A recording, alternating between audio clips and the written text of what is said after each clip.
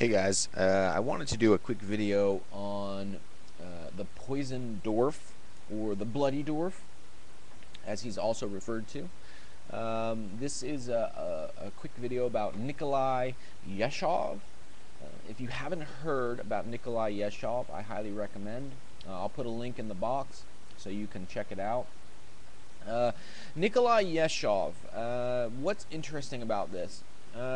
Let's go back to 1937 and look at the world and what's going on.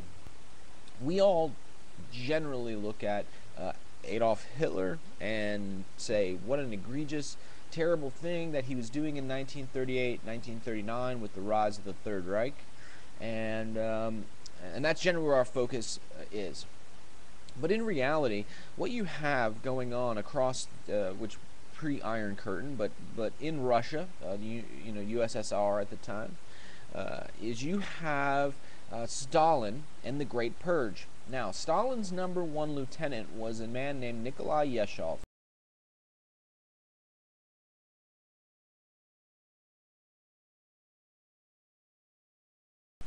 Nikolai Yeshov was a 5-foot dwarf. They called him the Poisoned Dwarf. He made the Nazis, all of them, look like kindergartners.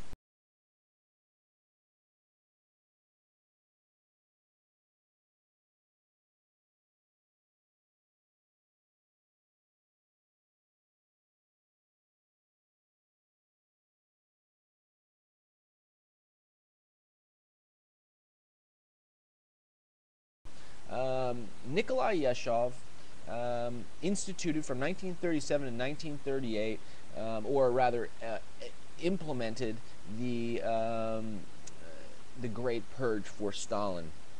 He was the one that would he killed his mentor by dragging him naked down to the killing space that he had created. He created an entire gulag for the sole purpose of political assassinations.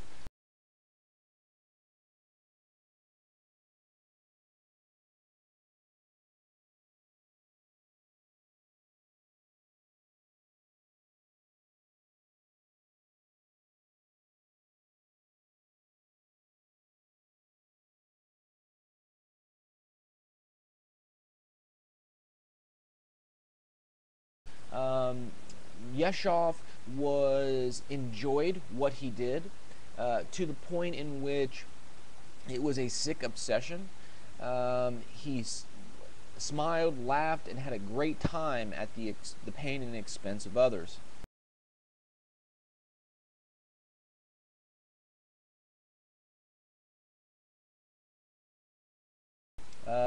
What's interesting about Yeshov is that this is 1937 to 1938.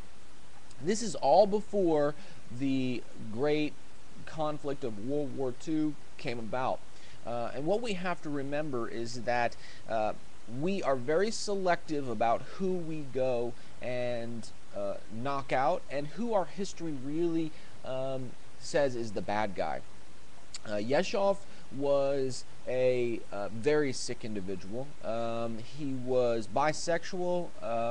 There are many stories in which Stalin, they would have elaborate parties that would last all night. These parties would have 20 courses to them. There are many stories about diplomats from other countries not wanting to go to these because it was obviously a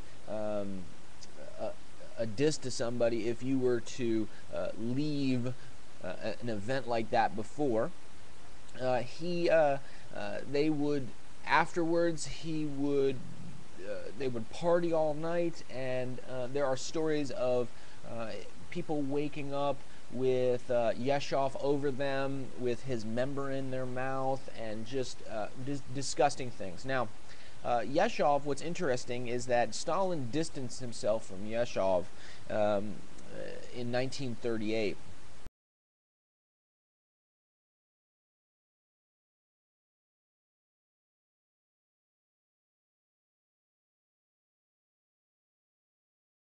And Yeshov saw this coming and became a drunkard. and basically all but stopped working. Stalin let him live for a few months, but what happened is Yeshov they took Yeshov kicking and screaming like a little girl to the very death chamber that he designed and built.